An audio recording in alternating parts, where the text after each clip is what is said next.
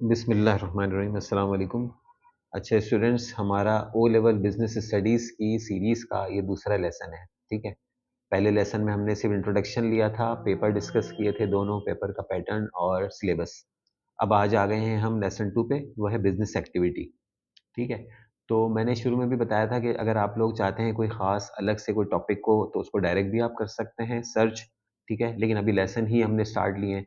तो और अगर आपने फ्रॉम स्क्रैच बिज़नेस स्टडीज़ को पढ़ना है, तो वो लेसन 1 से चलें आप, ठीक है। लेकिन आप किसी भी लेसन को बीच में भी जॉइन अलग से भी पढ़ सकते हैं उसको, उसमें सारा मटेरियल आपको मिल जाएगा उस टॉपिक का। अच्छा, हम सिलेबस को फ़ॉलो कर रहे हैं। मैंने इसमें ये रखा है कि मैंने जो कैम्ब्रिज का सिलेबस है ओ लेवल आईजीसीएसई उसको फ़ॉलो किया हुआ है, ठीक है। तो लेसन 1 में हमने इंट्रोडक्शन लिया था, अब लेसन 2 आप देखेंगे तो सिलेबस के हिसाब से बिज़नेस एक्टिविटी ही है। सही है? तो अब हम चलते हैं इसमें लेसन 2 में। तो इसके अंदर जो चीज़ है ना, देखिए मेन हम इसमें जो डिस्कस करेंगे वो हम डिस्कस करेंगे needs, wants, scarcity and opportunity cost. ठीक है? जो बेसिक्स हैं ये भी इकोनॉमिक्स की, अभी जो आप इकोनॉमिक्स भी अगर आप पढ़ेंगे ना, उसमें भी आपको needs, wants, scarcity, opportunity cost मिलेगा और ये कॉन्सेप्ट्स आपके बिज़नेस स्टडीज़ में भी हैं। तो कुछ पॉइंट जो शुरू के हैं बेसिक्स, उसके अंदर आपको दोनों चीज़ें मिलेंगी। अगर आप ये पढ़ लेंगे तो आपका इकोनॉमिक्स का भी ये वाला कवर हो जाएगा टॉपिक जो है। तो अब नीड्स एंड वांट्स में डिफरेंस क्या है देखें। इसमें मैंने ना नोट्स भी बना दिए हैं, अगर आप चाहें तो इन्हीं पॉइंट्स को आप नोट करके और जो आपके शॉर्ट आंसर्स होते हैं बिजनेस स्टडीज़ के, वो आप दे सकते हैं। तो मैंने इसमें डिटेल इसीलिए रखी है कि स्टूडेंट्स को इसमें आप लोगों ना इसी में मिल जाए, आपको अलग से कुछ पढ़ना देखना ना पड़े। तो इसीलिए मैंने थोड़ी-सी इसके अंदर डिटेल ऐड कर दी है और इसीलिए थोड़ा-सा लेक्चर भी थोड़ा-सा उसका जो ड्यूरेशन है वो ज़्यादा हो गया, क्योंकि हमने इसमें डिटेल भी लिख दी है। तो आप चाहें तो इसको डिटेल को भी नोट कर सकते हैं। मेरे इसके अंदर ये सारी डिटेल नीड्स एंड वांट्स की डेफिनिशन भी इसी में से आप लिख के और मतलब लिख सकते हैं और कहीं पे भी एग्ज़ाम में इसको थ्योरी के जो क्वेश्चन्स आते हैं उसमें लिख सकते हैं, ठीक है? तो नीड्स में मैंने लिख दिया है, इसको हम थोड़ा-सा फ़ास्ट पेस पे इसलिए चलेंगे।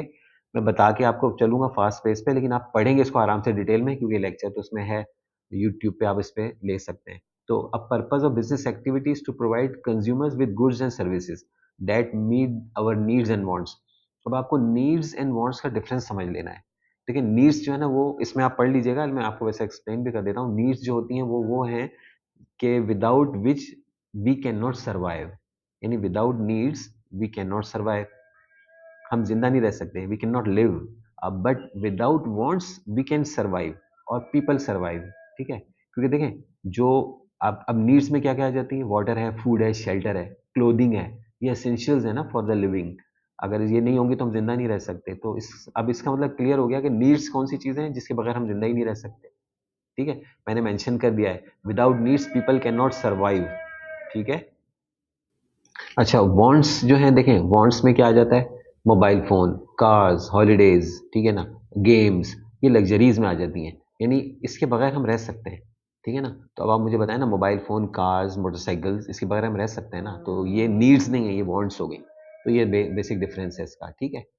अच्छा, फिर मैंने आपको ये दिया हुआ भी है, देखें स्लाइड्स पे आप अगर चेक करें तो नीड्स मैंने लिख दिए, इसमें वाटर है, ठीक है ना, और ये आपका जो फूड है, फिर उसके बाद शेल्टर है यानी कि घर हो गया आपके, और फिर ये क्लोथिंग है। इसके बगैर हम नहीं रह सकते। वांट्स जो है फिर आपको मोबाइल फ़ोन, कार, हॉलिडेज़, जो जाना-आना, ये सब करना, ये सब चीज़ें आ जाती हैं वांट्स में। ठीक है, तो ये कॉन्सेप्ट क्लियर हो गया। अब आ जाता है scarcity and opportunity cost.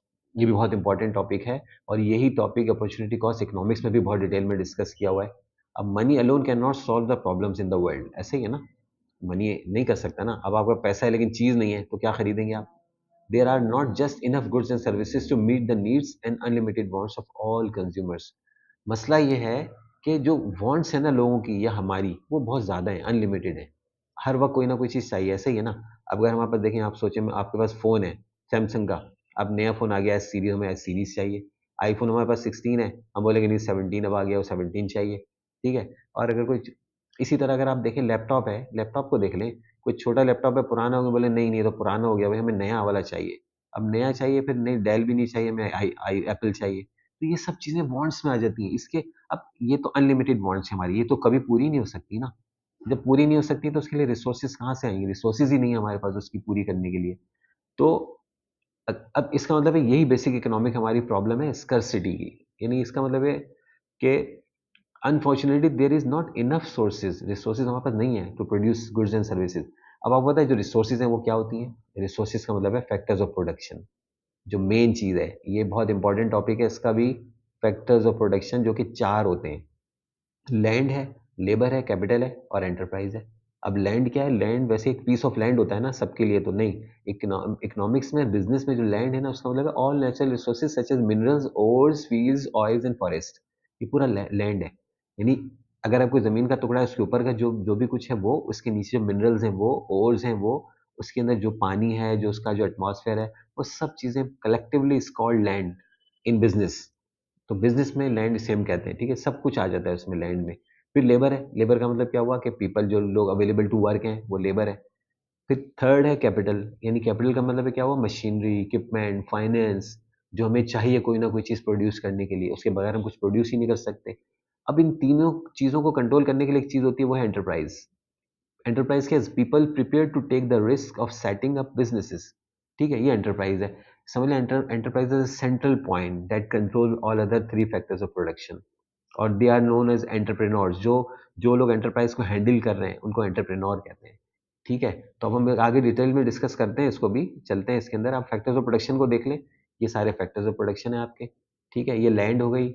Land में सब कुछ शामिल हो गया इसके अंदर, जो मिनरल्स हैं, जो नीचे छुपी हुई चीज़ें हैं वो, और उसके ऊपर जो चीज़ें हैं वो, उस पर जो पानी है वो, और पूरा पीस ऑफ लैंड, ये सब लैंड है। Collectively is a piece of land, means के इसके अंदर ऊपर नीचे जो भी कुछ है वो लैंड है।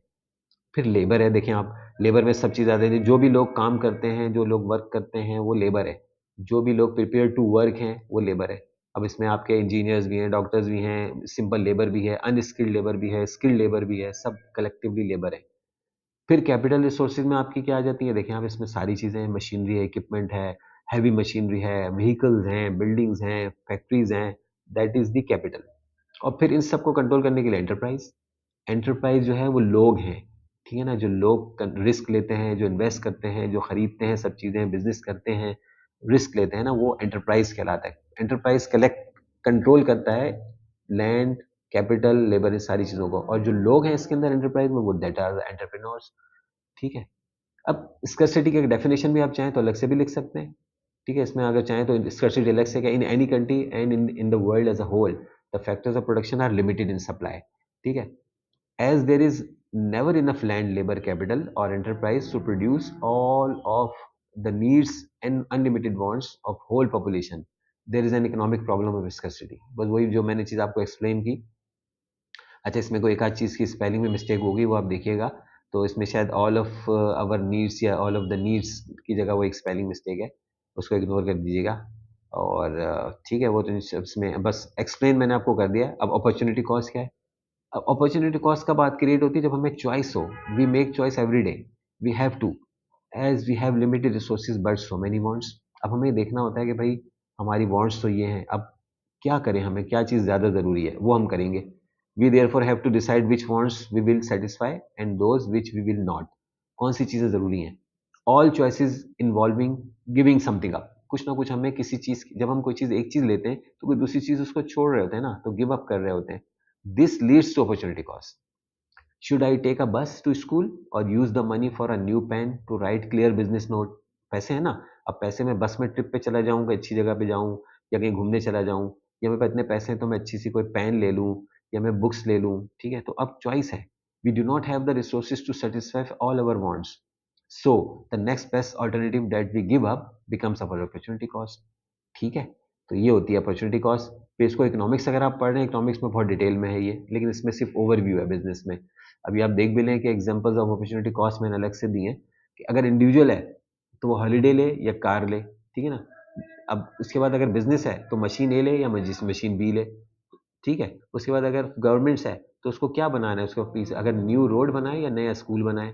तो जो भी चीज़ एक बनाएगा, जो दूसरी चीज़ वो स्किप करता है, जो उसको गिव अप करता है, उसकी जो कॉस्ट है that is opportunity cost.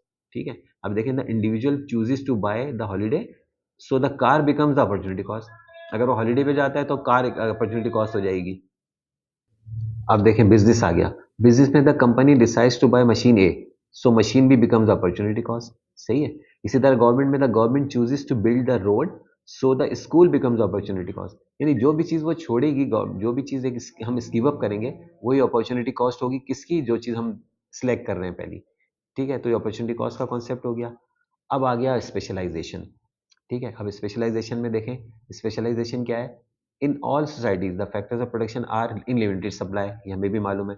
It is therefore important to use these resources in the most efficient ways possible. The ways in which these resources are used have changed greatly in the last 200 years में पहले पहले क्या हुआ करता था पहले एक ही आदमी सारी चीजें कर रहा होता था जैसे टेबल बनाना है ना अब वो टेबल की उसमें सारी वो भी कर रहा है वुड कार्ड कटिंग भी कर रहा है फिर उसको क्या कर रहा है कटिंग उसके जो पीसीज हैं वो भी कट करके उसको डिजाइन कर रहा है फिर उसको असेंबल कर रहा है फिर उसको पॉलिश कर रहा है फिर उसको डिलीवरी कर रहा है यानी एक दो आदमी मिलकर सब कर रहे होते थे लेकिन अब आहिस्ता आहिस्ता करके क्या हुआ है very few products are now made just by the first and skill of one worker. Nearly all workers specialize in one skill. अब स्पेशलाइजेशन का मतलब है कोई भी देखें क्या होता है specialisation is now very common because specialise machinery and technology are now widely available machinery आप कोई ले लें कोई एक चीज बनाएगी तो वही चीज बनाएगी increasing competition means that business have to keep cost low ठीक है ना वो क्यों किस तरह होता है कि जब आप एक चीज बनाएंगे ना तो कॉस्ट को भी कंट्रोल करते हैं ना एक मशीन के लिए एक चीज ले लिया आपने दूसरी मशीन दूसरी चीज बना रही है तीसरी मशीन तीसरी चीज बना रही है तो कॉस्ट लो भी हो जाती है आपकी क्योंकि इसमें आप ज्यादा प्रोड्यूस कर रहे होते हैं जब ज्यादा प्रोड्यूस कर रहे होते हैं तो पर पीस कॉस्ट कम होती चली जाती है most people recognise that higher living standards can result from being specialised ठीक है ये भी है तो स्पेशलाइजेशन के अंदर ये सारी चीजें आ जाती हैं कि हम किसी एक चीज में स्पेशलाइज हैं कोई एक चीज बनाने में गवर्नमेंट भी हो सकती है वो कंपनी भी हो सकती है बंदा भी हो सकता है कुछ किसी एक चीज में स्पेशलाइज है मैं स्पेशलाइज हूँ अकाउंटिंग पढ़ाने में बिजनेस पढ़ाने में इकोनॉमिक्स पढ़ाने में तो मेरी स्पेशलिटी ये हो गई तो मैं स्पेशलाइज इसका हूँ मैं कोई और चीज नहीं पढ़ा सकता ठीक है कोई केमिस्ट्री का टीचर होगा फिजिक्स का वो अकाउंट्स नहीं पढ़ाएगा तो ये सब चीजें स्पेशलाइजेशन आ गई फिर आ जाता है आपका कॉन्सेप्ट डिवीजन ऑफ लेबर अच्छा अब जी डिवीजन ऑफ लेबर क्या है देखें स्पेशलाइजेशन तो हमने देखा कि किसी एक चीज़ में स्पेशलाइज ठीक है अब डिवीजन ऑफ लेबर के अंदर क्या आ जाता है कि डिवीजन ऑफ लेबर में क्या है कि कोई भी एक चीज़ अब जैसे मैंने टेबल की आपको एग्जांपल दी अब जब टेबल को हम बनाएंगे तो उसमें स्कैटर्ड कर देंगे सारी चीज़ों को ठीक है ना यानी कोई एक आदमी कटिंग कर रहा होगा दूसरा पॉलिश कर रहा होगा तीसरा असेंबल कर रहा होगा फिर लास्ट फिनिश हो रही होगी फिर पैकिंग होगी फिर डिलीवरी होगी ऐसे ही है ना तो इसके अंदर ये होता है कि हम डिवीजन ऑफ लेबर के अंदर सारी वही चीज़ें कर रहे होते हैं मैंने इसको रिपीट किया यहाँ पे टेक्स्ट को कि स्पेशलाइजेशन में क्या है कोई स्पेशलाइज किसी एक चीज़ के अंदर में स्पेशलाइज है ठीक है कोई एक चीज़ बनाने में है कोई एक चीज़ लेकिन अब वही चीज़ जैसे अब टेबल में स्पेशलाइज है बनाने में या कोई कंपनी फर्नीचर में स्पेशलाइज है अब उस फर्नीचर को आगे ब्रेकअप देगी वो एक एक चीज़ को बनाने में कि आगे कोई टेबल है बेड है कबर्ड है चेयर है तो उसके अंदर डिवीजन ऑफ लेबर हो जाएगा यानी एक चीज़ बनाने के अंदर हर चीज़ हर बंदा अपना अपना काम कर रहा होगा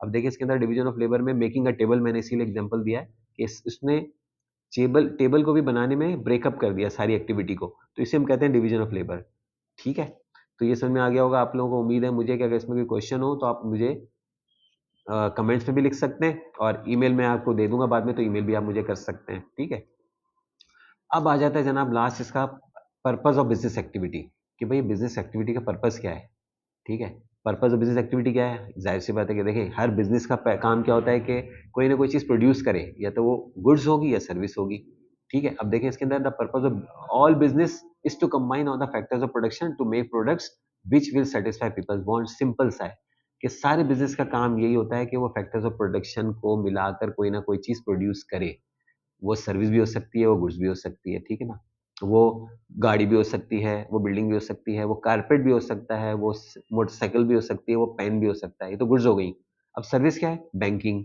टीचिंग ठीक है डॉक्टर्स शिप लॉयर ये सारी सर्विसेज हैं इंश्योरेंस ये सर्विसेज हैं तो ये भी प्रोड्यूस करने के लिए फैक्टर प्रोडक्शन चाहिए इसमें लेबर इन्वॉल्व है लेबर और कैपिटल इन्वॉल्व होता है क्योंकि जगह भी चाहिए आपको इंश्योरेंस कंपनी स्टार्ट करने के लिए और लोग होंगे बेचेंगे क्या उसमें सर्विस तो ये सब चीज़ें purpose of business activity main यही अब देखें इसमें मैंने एग्जांपल दिया है फार्म्स हो ऑफिस हो या फैक्ट्रीज हो ठीक है इन सबका काम क्या है businesses in all sectors of industry produce goods and services by combining factors of production ठीक है ये सब चीजें इसके अंदर आ जाती हैं तो पर्पस बिजनेस एक्टिविटी का यही है कुछ ना कोई चीज प्रोड्यूस करना लोगों के लिए वो either is satisfying the need और सेटिस्फाइंग द वांट ठीक है ये आ गया अब आपका फाइनल इसके जो टॉपिक है इसका है एडिड वैल्यू अब added value is very important idea क्यों all business attempt to add value if value is not added तो क्या होगा to the material and components that a business buys in them other cost can not be paid for ठीक है no profit will be made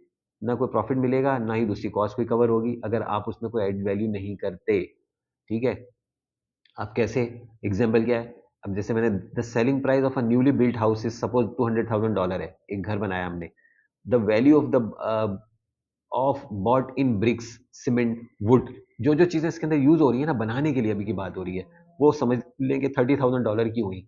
तो $200,000 का हमने उसका price रखा है, $30,000 के इसके ऊपर हमने ये चीजें लगाई हैं। अब added value of the building क्या हुई? $170,000। ये प्रॉफिट नहीं है, this is not profit. Out of this the builder must pay wages and other cost. वो सारे जो मजदूरों ने काम किया, वो सब किया, वो भी तो निकलेगा अभी। फिर लीगल टैक्स, उसके अंदर टैक्सेस हैं, फिर उसके अंदर और सारी चीजें हैं, फिर उसके अंदर वाटर चार्जेस हैं, फिर उसके अंदर यूटिलिटीज पूरी, लोगों के सैलरीज पूरी, वो निकालने के बाद जो बचेगा वो प्रॉफिट होगा। अभी मैंने आपको एडिड वैल्यू का इस एग्जांपल दिया सिंपल, इसीलिए ताकि आपको समझ में आ जाए।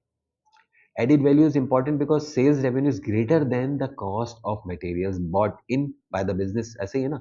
This means the businesses can pay other cost. जब ये नहीं होगा तो other cost, management expense, वो सब कैसे पे होंगे? ठीक है? और the business may be able to make a profit if these other costs total less than the added value. ठीक है? अगर एडिड वैल्यू से आगे जितनी भी कॉस्ट है वो भी कम है, तो इसका मतलब प्रॉफिट बचेगा आपके पास। ठीक है? वो प्रॉफिट होगा। तो ये एडिड वैल्यू, अब एडिड वैल्यू के एग्जाम पर हमेशा एग्जाम में ना सवाल बहुत आते हैं इसके, कि व्हाट इज एडिड वैल्यू और how the added value can be increase. तो how the added value can be increase, इसके दो मेथड है। ठीक है? एक तो इंक्रीजिंग सेलिंग प्राइस बढ़ा दें, कॉस्ट ऑफ मटेरियल को सेम रखें। This might be possible if the business tries to create a higher quality image for its product और service. If consumers are convinced by this then they might be prepared to pay higher prices. भाई उसमें कोई attraction डाल दें, कोई discount रख दें, कोई पैकेज को अच्छा कर दें, एडवर्टीजमेंट कैंपेन थोड़ी स्ट्रॉन्ग कर दें, तो इससे लोगों के अंदर ये होगा कि फिर वो पे करेंगे ना। जब उसमें कोई अट्रैक्शन ही नहीं होगा, कोई पुरानी चीज एज इट इज आप पेश कर देंगे, तो आगे उसमें फिर हम वो प्राइस, हाई प्राइस पे नहीं करेगा कस्टमर। तो हाई प्राइस अगर चाहिए तो आपको कुछ ना कुछ चीजें करनी पड़ेंगी, उसकी कॉस्ट जरूर इन्वॉल्व होगी, लेकिन वो कॉस्ट उस प्रॉफिट से कम होगी जो आप चाह रहे हैं, इस एडिड वैल्यू से कम होगी। और दूसरा मेथड क्या है इसका इंक्रीज करने का? कॉस्ट ऑफ मटेरियल कम कर दें, प्राइस सेम रखें। A building firm could use cheaper wood, bricks, and other materials when constructing a home or shop. If the price charged to customer stays the same, then a higher added value will be made. सही है ना? अगर हम price same रखें, cost को कम कर दें, तो भी हम एडिड वैल्यू बढ़ा सकते हैं। ठीक है? अब इसमें मैंने लिखा है lower price materials might reduce the quality of the product. ये भी हो सकता है कि लोग बोले यार तो क्वालिटी कम हो गई। तो बेहतर जो बेस्ट ऑप्शन है वो ये है कि प्राइस को इंक्रीज कर दिया जाए और साथ साथ दूसरी चीजें इसमें ऐड करी जाए, तो वो एक ज्यादा बेहतर वर्जन होगा एडिड वैल्यू को इंक्रीज करने का। तो ये सारी चीज़ें हमने स्टूडेंट डिस्कस की हैं। ठीक है? तो ये आपका एंड होता है बिजनेस एक्टिविटी का। लेसन 2 हमारा खत्म हुआ। इसमें लेसन समरी मैंने दे दी है। इसमें हमने जो टॉपिक कवर किया वो needs, wants, scarcity, opportunity, cost को कवर किया, फैक्टर्स ऑफ प्रोडक्शन को कवर किया, specialisation and division of labour and added value. ठीक है? और नेक्स्ट लेसन होगा आपका classification of business and enterprise business growth and size. ये भी सीक्वेंस है आपका बिल्कुल सिलेबस का। आप बिजनेस स्टडीज का सिलेबस जाकर देखेंगे अगर कैम्ब्रिज की वेबसाइट से, अगर आप कहेंगे तो मैं शेयर कर दूंगा। उस सीक्वेंस यही है।